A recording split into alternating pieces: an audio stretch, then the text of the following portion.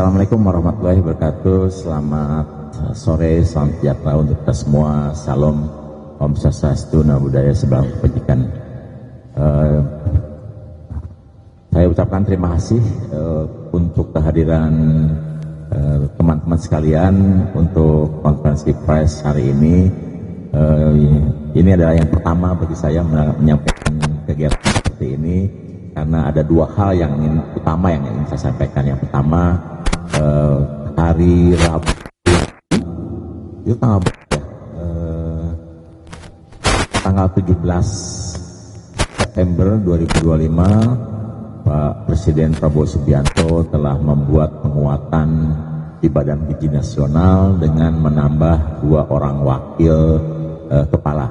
Jadi total wakil kepala yang ada di Badan Gizi Nasional sekarang ada 3 orang, yaitu yang pertama Bapak Majen Purnawirawan Ludwig Kusung, kemudian yang kedua Ibu Nani Esdeang, dan yang ketiga Brigjen Pol Sony Sanjaya. Nah, kami tadi pagi pertama kali rapat berempat ya dengan 3 orang wakil, dan kemudian kami berbincang-bincang, kemudian membagi tugas terkait organisasi di Badan Gizi Nasional, dan kemudian dicapai pembicaraan di mana Pak Ludwig Kusung atau Majen Purnawirawan Ludwig Kusung akan fokus di pengembangan organisasi dan hubungan kelembagaan. Kemudian Bu Nani Esdeang sesuai dengan core kompetennya dan pengalamannya yang panjang akan lebih fokus pada bidang komunikasi publik dan investigasi. Sementara Pak Brigjen Pol Sony Sanjaya sesuai juga dengan kompetensi dan pengalamannya akan menangani khusus masalah operasional organisasi. Nah, Kepala Badan Gizi secara keseluruhan bertanggung jawab dan juga akan menghandle secara khusus terkait dengan perencanaan, keuangan, dan SDM.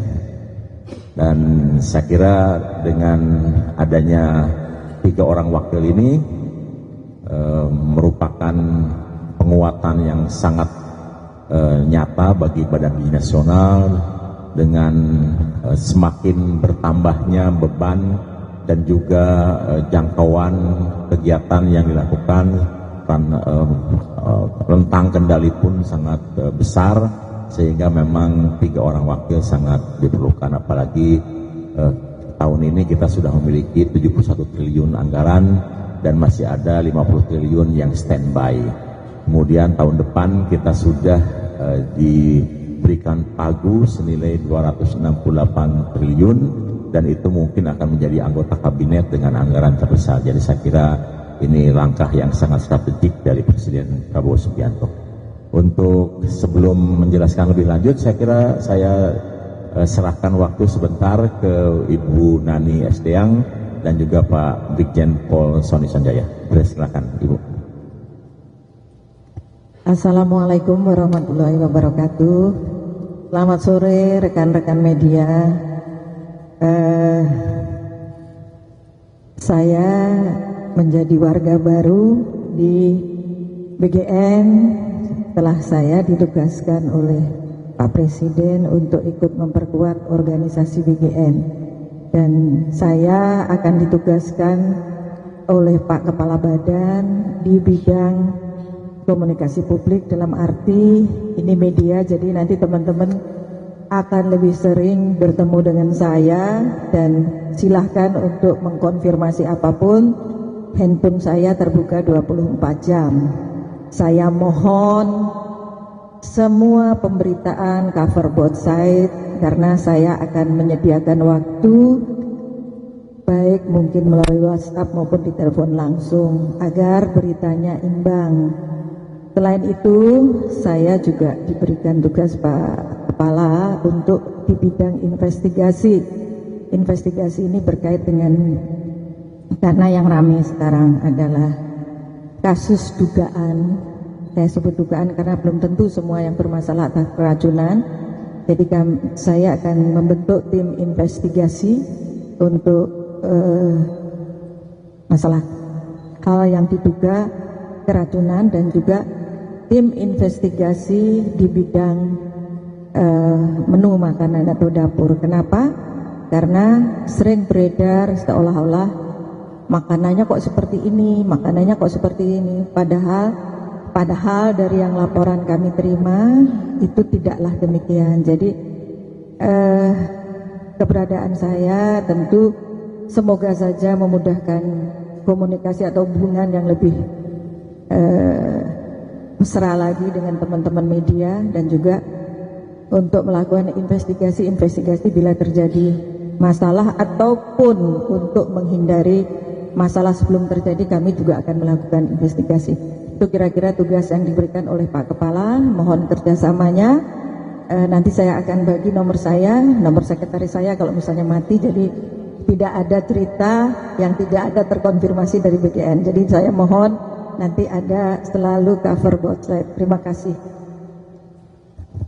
Terima kasih Bu Waka. Jadi dengan kehadiran Bu Nani Esteang, tugas saya muncul di media mulai teringankan. Jadi nanti teman-teman mungkin akan lebih banyak berhubungan dengan Bu Waka ya, Bu Nani Esteang, terkait dengan berbagai hal informasi yang ada di Badan Gizi Nasional. Selanjutnya saya persilakan Pak Brigjen Pol Sanjaya sebagai Waka Bidang Operasional. Bismillahirrahmanirrahim. Assalamualaikum warahmatullahi wabarakatuh. Terima kasih Pak Kepala, Ibu Wakil, rekan-rekan media. Saya orang baru stok lama di Badan Gizi Nasional. Sudah dari sejak awal sebelum sama-sama dengan beliau, sebelum beliau dilantik sudah sama-sama ikut, dan alhamdulillah dari sejak itu memang saya senang melihat di bawah ya bagaimana kegiatan-kegiatan di lapangan, dan sampai saat ini setiap hari tugas saya adalah berkomunikasi dengan para kepala SPPG, kepala regional, dan koordinator wilayah. Oleh karena itu ditugaskan oleh Bapak Kepala sebagai wakil kepala bidang operasional yang untuk sementara sampai dengan nanti selesai terbentuknya seluruh SPPG, tugas saya adalah memimpin tim melakukan verifikasi. Kegiatannya adalah melakukan percepatan verifikasi untuk pertambahan SPPG setiap hari. Saya kira demikian. Terima kasih. Assalamualaikum warahmatullahi wabarakatuh. Terima kasih. Berikutnya saya akan menjelaskan terkait dengan titik KSPPG ya, dan pembukaan kembali portal mitra. Mohon ditampilkan. Ini agar semua menjadi terang, dan perlu diketahui bahwa pendaftaran untuk menjadi mitra di Badan Gizi Nasional itu hanya dilakukan melalui mitra.bgn.go.id ya, dan semuanya nanti prosesnya ada di dalamnya. Dan sekarang ini sudah hampir 1 bulan portal mitra ditutup karena kami melakukan terkait dengan verifikasi dan juga mengecek ulang semua kejadian di lapangan. Dan ini saya jelaskan dulu terkait dengan proses yang ada di Badan Gizi Nasional kalau ingin jadi mitra. Jadi ketika Anda masuk di www.mitra.bgn.go.id, maka Anda harus kemudian mendaftar menjadi mitra. Nah, begitu mendaftarnya menjadi mitra, kemudian kita akan verifikasi terkait kelengkapan legalitas, terutama terkait dengan jati diri mitra tersebut. Nah, begitu lolos diverifikasi, maka akan masuk dalam proses pengajuan. Nah, dalam proses pengajuan ini yang harus dilakukan adalah menyampaikan titik lokasi di mana fasilitas atau infrastruktur calon SPPG akan dibangun. Ini terkait dengan kelengkapan surat menyurat, sewa menyewa, dan lain-lain, atau tanahnya. Nah, kemudian kami akan verifikasi di dalam proses pengajuan ini. Kemudian jika surat tanahnya lengkap, keterangan sewanya lengkap, dan titiknya jelas, kemudian diverifikasi dan akan masuk ke dalam proses persiapan. Nah, dalam proses persiapan ini mitra kemudian diberi waktu antara 30 sampai 45 hari untuk membangun bangunan yang baru kalau itu dari tanah, kemudian merenovasi bangunan jika itu berasal dari bangunan yang sudah ada. Bangunan yang sudah ada tuh yang sekarang pengalaman kami dari restoran, dari kafe, dari catering, kemudian dari rumah, kemudian lapangan futsal, kemudian pabrik tekstil, gudang makanan, kemudian bangunan-bangunan hall dan lain-lain, variasinya banyak. Nah, dalam proses ini mitra harus menunjukkan keseriusannya dan juga harus melakukan kegiatan. Diberi waktu antara 30-45 hari, dan kemudian jika ini sudah dilakukan, waktunya kemudian disurvei lapangan oleh petugas kami di lapangan, yaitu seluruh SPPI yang sekarang ada beredar di 38 provinsi, di 514 kabupaten. Mereka akan melihat apakah bangunan itu siap atau tidak. Nah, kalau sudah siap, maka kemudian akan ditentukan kelayakannya mulai dari kelengkapan bangunan, kelengkapan peralatan, kelengkapan personel, dan kesiapan bahan baku dan lain-lain. Dan kalau sudah siap, maka akan keluar namanya berita acara verifikasi dan validasi. Ya, kalau keluar BA Perpal, itu dalam 1 jam kemudian kami akan keluarkan SK penempatan kepala SPPG. Ya, jadi di situ sudah ada orang yang bisa menjadi yang memverifikasi uang dari perwakilan Badan Gizi, dan kemudian nanti bersama-sama dengan perwakilan dari mitra kemudian akan menjadi 2 orang yang bertanggung jawab terhadap proses keuangan.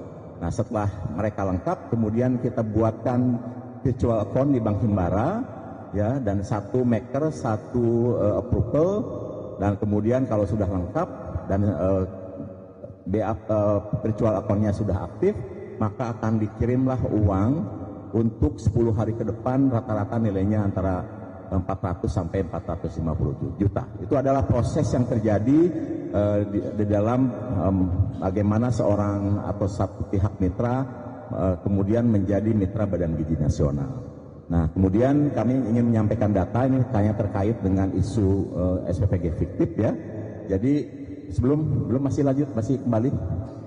Jadi per tanggal 31 Agustus itu pada saat kita total mitra mau ditutup, itu SPPG pada proses persiapan itu jumlahnya ada 18.955. Ini data per 31 Agustus. Begitu kita tutup, ceklek gitu ya, total mitra, kemudian kita sisir seluruh yang dalam proses persiapan ini yang sudah lebih dari 50 hari tidak aktif, ternyata ada 6.018 yang kena rollback. Apa itu rollback? Yaitu kembalinya status dari proses persiapan ke proses pengajuan. Jadi mereka harusnya sudah mulai bisa bangun, tetapi karena tidak serius dan tidak ada aktivitas lebih dari 50 hari, kita identifikasi ada 6.018 yang kemudian dari proses persiapan balik ke proses pengajuan.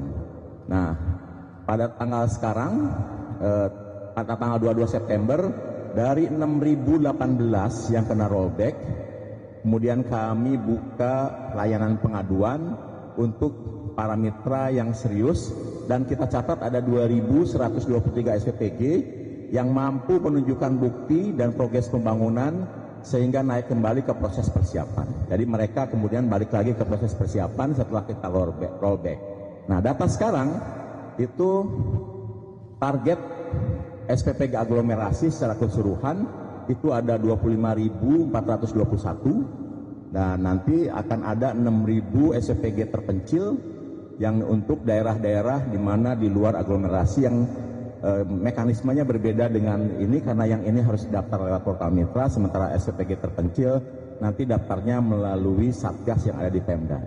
Nah, hari ini sudah ada yang operasional 8.767. Ya, kemudian SPPG proses persiapan ada 12.868, sehingga kita lihat bahwa antara operasional dan proses persiapan ini totalnya akan kurang lebih 21.000 berapa nih ya? 21.000 coba dijumlahkan 8.767 ditambah dengan 12.868 berapa itu? 22.000 ya? 21.635 sehingga sisa kuota yang kemudian terbuka kembali bagi mitra yang selama ini mengeluh karena portal mitranya ditutup itu kurang lebih 3.786. Jadi dengan kebijakan rollback itu yang tadinya kuota SPPG di seluruh Indonesia sudah penuh, akhirnya bisa terbuka kembali menjadi kuota tersisa 3.786. Dan dengan demikian maka portal mitra akan kita buka kembali untuk para mitra yang ingin bergabung menjadi mitra Badan Gizi tepat pada tanggal 23 September pukul 00 nanti malam. Dan kalau kita breakdown 3.786 kuota ini ada di mana saja, kita bisa lihat ini tersebar di seluruh Indonesia ya, dari mulai Aceh sampai Papua. Ini contoh di Aceh, rencana SPPG aglomerasi yang kita hitung ada 628, sementara yang sudah operasional ada 290, SPPG yang terverifikasi dan masih dalam proses persiapan itu ada 280 dan sisa kuotanya 58. Itu contoh ya, dan itu artinya ada 58 mitra yang masih berpeluang untuk bisa membuat SPPG di Aceh. Di mana yang paling besar ternyata ada di Jawa Timur ya, di Jawa Timur ini SPPG yang masih bisa masuk karena Jawa Timur ini SPPG-nya harusnya ada 3.695, kemudian yang sekarang sudah operasional 997 dan dalam proses verifikasi dan proses persiapan itu ada 2.234 dan masih menyisakan kuota 464. Nanti kabupaten per kabupaten per kecamatannya kita akan kirimkan datanya lebih lengkap, sehingga sekarang itu bukan mitra yang mengajukan titik dan mengajukan ke Badan Gizi, tapi mitra harus melihat di daerah mana yang kuotanya masih ada. Jadi jangan dipaksakan, karena kalau sudah habis kita sudah tidak bisa lagi memverifikasi.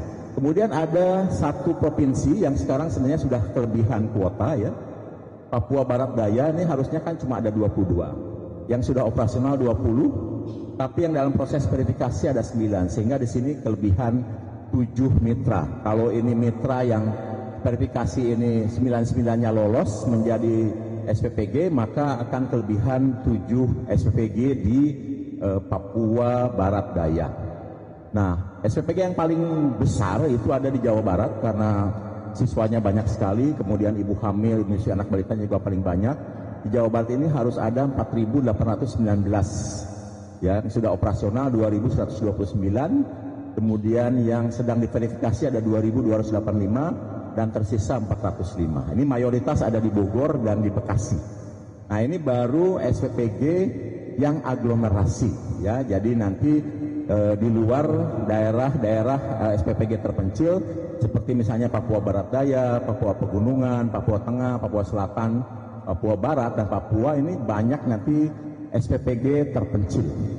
Meskipun demikian Jawa Barat juga ada beberapa daerah yang terpencil, terutama di Jawa Barat Selatan ya, kemudian di daerah-daerah dekat-dekat dengan Garut sana itu banyak daerah-daerah terpencil, misalnya daerah pegunungan, daerah tengah hutan, kemudian daerah pesisir, daerah kepulauan. Saya kira itu yang ingin saya sampaikan terkait dengan status SPPG, dan saya sekali lagi menyampaikan kuota menjadi kembali terbuka, tapi kemudian untuk mitra harus memilih daerah mana yang masih tersisa kuotanya ya, dan silakan mendaftar kembali di portal mitra yang kami akan buka kembali nanti malam pukul 00, dan saya kira ini akan membuat semua orang berhak untuk mendaftar di Badan Gizi Nasional, dan mendaftarnya hanya lewat portal mitra. Jadi termasuk Anda semua yang di sini, kalau Anda memiliki kapasitas dan kapabilitas untuk menjadi mitra Badan Gizi, ini terbuka. Terima kasih. Baik, terima kasih atas penjelasan dan paparannya Pak Kepala. Selanjutnya kita masuk ke... Tolong ditayangkan itu data laporan dari Deputi Tawas ya terkait berbagai kejadian di tanah air. Kami tentu saja Badan Nasional masih sangat menyesalkan kejadian yang masih ada.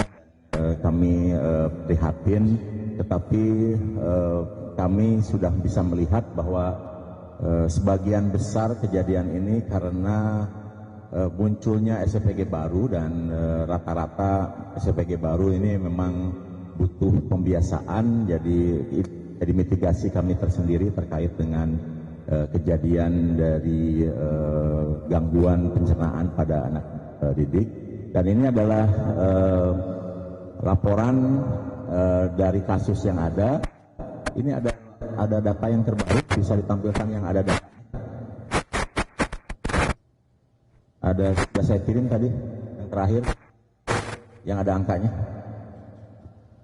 Ada 7 kasus yang kita catat, misalnya 18 Februari itu ada SPG 4 Lawang Tebing Tinggi Tanjung Kupang Sumsel. Ini 8 orang, ya 8 orang. Tadi kami sempat tanya di rapat ini, 8 orang ini sebetulnya sakit apa? Karena jumlah yang dilayani kan lebih dari 3.000 ya, yang sakit 8 orang. Jadi ini sedang kita perdalam 8 orang itu sakit perut biasa atau apa. Kemudian 25 Mei misalnya di SPG Pali Talang Ubi yang terkait dengan bahan baku cakalang ya, ini 172 orang, dan ini pasti dari bahan baku ya, dari bahan baku cakalang. Nah, kemudian 22 Agustus 2025 di Indragiri Hilir ini ada 28 orang. Kemudian yang tanggal 26 Agustus itu ada di Turung Pasik Mataram baru Lampung 27 orang, ini juga sedang didalami. Ini sebetulnya sakit apa karena 27 orang. Nah, kemudian yang kemarin agak rame itu adalah di SPG Bungkul-Lebong Sakti ya, sekitar 467 orang. Dan kemudian di SPG Sukabumi Lampung 503 orang, serta terakhir 2 September itu di Padamaran 76 orang. Total di wilayah 1 ini 1.281 orang. Berikutnya lanjut. Nah, ini kemudian di wilayah 2 ini Jawa ya, ini memang kasusnya banyak karena SPG memang banyak sekali. Ya, dan dimulai dari 14 Januari di Indramayu ada 6 orang. Ini juga kita pertanyakan ini sakit apa gitu ya, apakah sakit perut biasa dan sebagainya. Ya, yang 6 orang seperti ini kita harus detilkan karena bisa saja sangat terkait kasus orang per orang. Kemudian yang agak besar 19 Februari di Menes ada 480 orang ya, kemudian di Cianjur ini 254 orang, bahkan stopnya termasuk yang cukup lama. Jadi kami minta kepada SPPG di Cianjur untuk memperbaiki diri, memperbaiki fasilitas dan operasionalnya. Ini cukup lama, alhamdulillah sekarang sudah berjalan kembali. Kemudian yang besar juga ada di Bandung ya, 30 April. Ini karena proses pengolahan yang terlalu lama. Kemudian ini di Bogor yang cukup besar, 6 Mei. Ini jumlahnya ada 223 orang, dan ini termasuk yang sakitnya bertahapnya cukup lama ya, karena kejadiannya makannya itu hari Selasa, muncul gejalanya Rabu pagi, kemudian Kamis bertambah, Jumat bertambah, Sabtu masih bertambah. Jadi ini kegiatan atau kejadian yang cukup aneh, dan oleh sebab itu kami minta SPG-nya stop, kemudian diperbaiki seluruh fasilitasnya, menyesuaikan diri dengan SOP-nya Badan Gizi. Dan ini adalah salah satu contoh SPPG yang merupakan akomodasi dari kantin sekolah. Jadi ini contoh kantin sekolah yang jadikan SPPG melayani sekolah itu sendiri dan juga melayani sekolah sekitarnya. Dan ini ternyata kejadian juga, ada 23 orang, lain-lainnya ada yang 2 orang ya, yang 2 orang saya tahu sakit apa nih, tapi kita catat semua, jadi tidak ada yang disembunyikan. Dan kemudian total yang terkena itu ada 2.606 orang, ini untuk wilayah 2, kemudian wilayah 3 termasuk yang paling sedikit kasusnya, ini hanya ada 11 kasus, dan yang terakhir, yang ini cukup spektakuler, memang di Banggai. Nah ini SPPG-nya SPPG yang lama, jadi bukan SPPG baru, tetapi kemudian mitra mengganti suppliernya. Jadi supplier yang lama yang biasa memasok cakalang, dan ikan cakalang sudah biasa dikonsumsi, tetapi kemudian mitra mengganti suppliernya dengan supplier baru, dan kemudian akhirnya terjadilah kejadian yang cukup besar, ada 339 orang, bahkan ada yang dirawat cukup lama, dan tim kami sampai turun ke sana ya. Dan kami kemudian mengingatkan dengan ada kejadian di Banggai itu agar mitra kalau mau mengganti supplier harus dilakukan bertahap, karena khususnya untuk cakalang kalau tidak membersihkan dengan baik memang cakalang ini sangat rentan terhadap alergi dan bahkan ada yang bisa mematikan. Jadi memang harus sangat hati-hati. Dan total dari seluruh yang ada di wilayah 3 ini ada 11 kasus dengan total jumlah 824 orang. Jadi total catatan kami itu ada sekitar 4.700 porsi makan yang menimbulkan gangguan kesehatan. Dan perlu Anda ketahui bahwa sampai hari ini Badan Gizi Nasional membuat 1 miliar porsi makan. Jadi 4.700 menimbulkan gangguan kesehatan terhadap anak-anak, dan itu kami sesalkan. Kami terus perketat mekanismenya, misalnya SPPG baru kita minta agar memulai dengan jumlah kecil. Jadi kalau mereka punya daftar 3.500 orang tercakup dalam 20 sekolah, maka hari pertama kedua mereka disarankan untuk melayani 2 sekolah dulu, setelah mampu melayani naik gitu ya, kemudian naik sampai akhirnya bisa 3.500. Tapi untuk SPPG lama kami ingatkan agar mengganti supplier juga hati-hati, karena penggantian supplier bisa berdampak yang luar biasa, karena selama supplier lama aman, ternyata dengan supplier baru tidak aman. Ya, jadi kita coba berusaha untuk terus memperketat SOP kita, dan untuk SPPG yang kemudian pelayanannya menimbulkan gangguan terhadap pencernaan penerima manfaat, maka biasanya kami stop dulu sampai semuanya bisa selesai. Nah kemudian sekaligus juga kejadian ini memang terutama terjadi pada anak-anak sekolah. Nah untuk ibu hamil, ibu usia anak balita, alhamdulillah sampai sejauh ini selalu aman dan tidak ada kejadian. Padahal mereka ada yang satu SPG sampai melayani 1.000 orang kelompok B3 dan sejauh ini aman. Nah kemudian terkait dengan makanan, kami memang di program makan bergizi ini mengutamakan fresh food ya. Biasanya ultra high processing itu kami gunakan kalau libur sekolah atau pada saat Ramadan. Jadi kami usahakan agar ultra high processing ini serendah mungkin.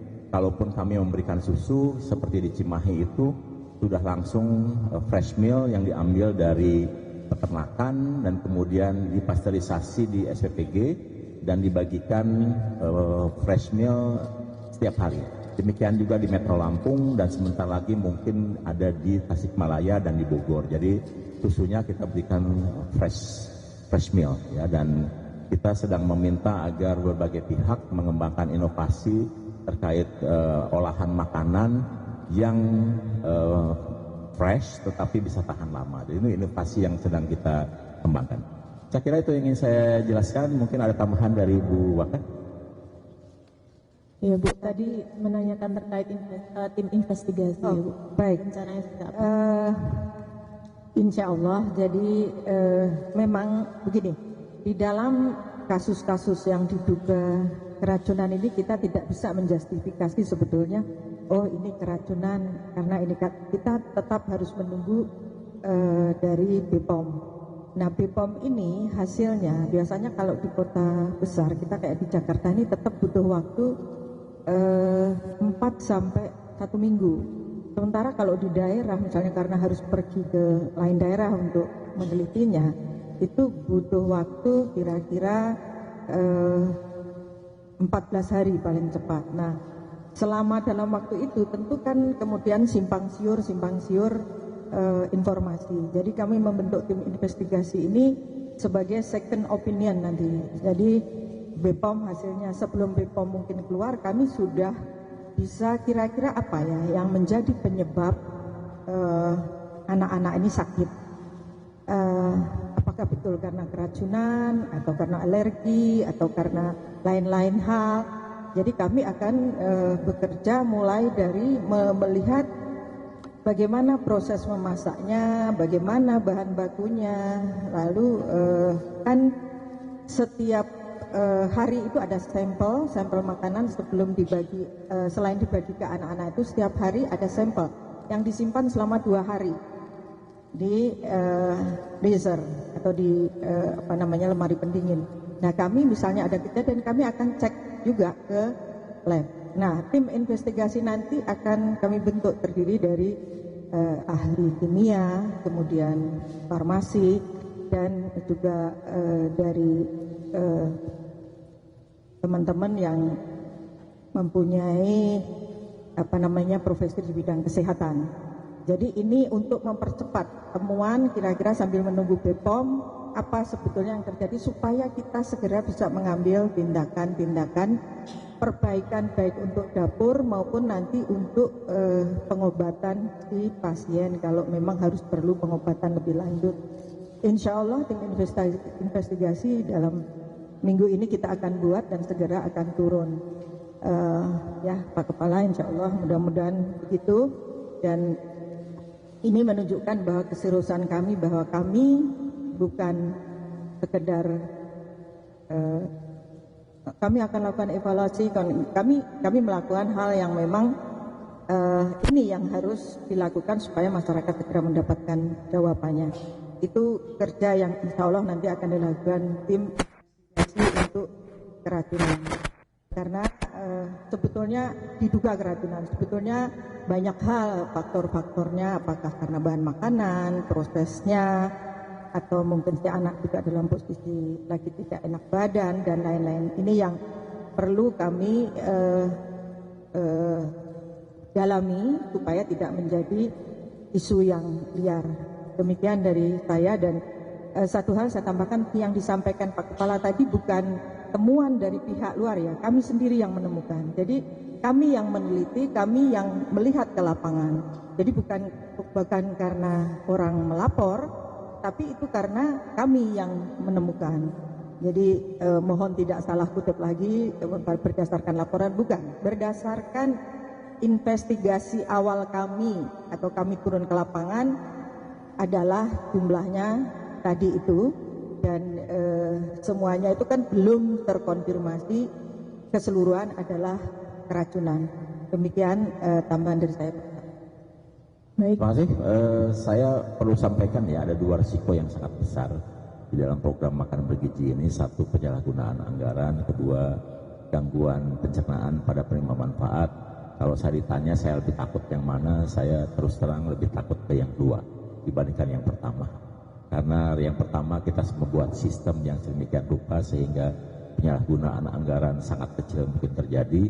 Tetapi kalau yang kedua ini memang rantainya cukup panjang ya, mulai dari rantai pasok, kesiapan mitra, kemudian processing, waktu pengiriman, hal teknis yang terjadi. Contoh seperti di Garut ya, sudah biasa, tetapi ketika ayam bukunya sudah selesai, mau ngirim ke satu sekolah, perencanaan masak nasinya nggak cukup, sehingga untuk satu sekolah itu nasinya harus dimasak dulu sehingga menunggu cukup lama. Itulah menyebabkan kenapa kemudian makanan menjadi basi. Jadi hal-hal seperti itu memang membuat saya selalu deg-degan setiap hari, dan juga terkait dengan situasi dan kondisi anak itu sendiri. Kita nggak tahu anak itu makan apa di luar dan juga dalam kondisi seperti apa. Karena pernah ada kejadian anak itu makan makanan MBG tapi kemudian kondisinya sedang sakit, akhirnya muntah, dan kemudian mendorong anak yang lainnya ikut muntah. Jadi hal-hal seperti itu yang membuat saya agak was-was dengan yang kedua ini. Maka oleh sebab itu kita tingkatkan betul kewaspadaannya, dan kemudian alhamdulillah sekarang ada tambahan waka yang memang bisa menghandle itu, dan saya mulai agak tenang karena akan dibentuk tim investigasi dan mungkin juga ada satgas-satgas terkait dengan pencegahan KLB. Pak Wakam, ada yang tambahkan? Iya. Transparansi. Baik, tadinya ingin saya buka di sana tapi agak lama mungkin.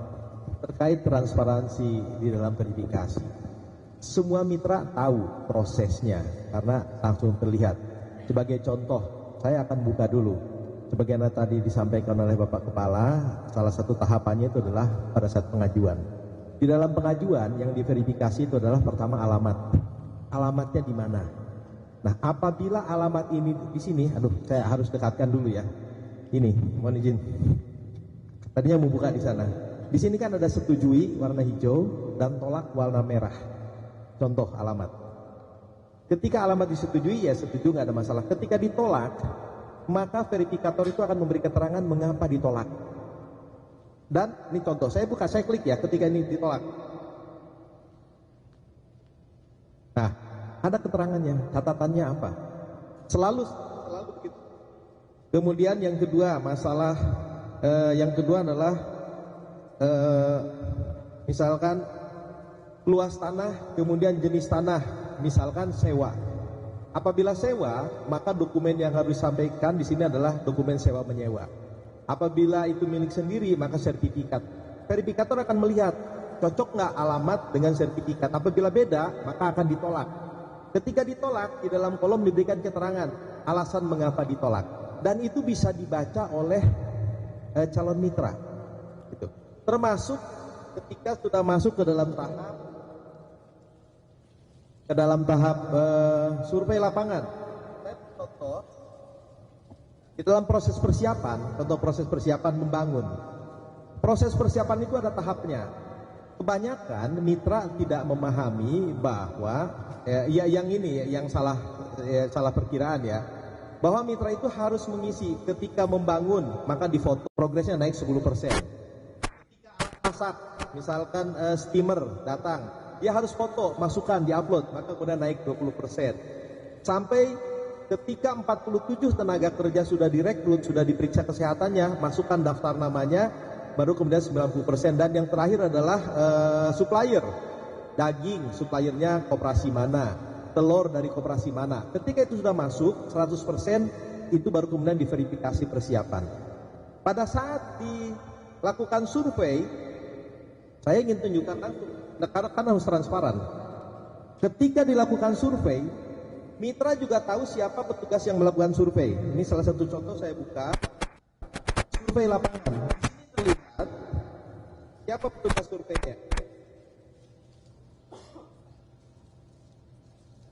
Petugas surveinya sudah jelas, namanya siapa, nomor handphonenya siapa, sehingga mitra juga bisa menghubungi petugas surveinya. Jadi menurut saya ini clear betul, transparan sekali, tidak ada yang ditutupi.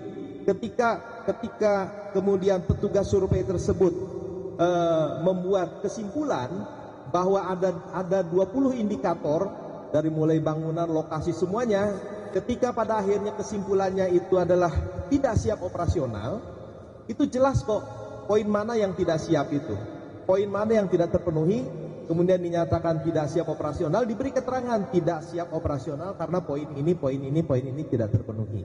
Dan itu kembali kepada mitra bisa melihat.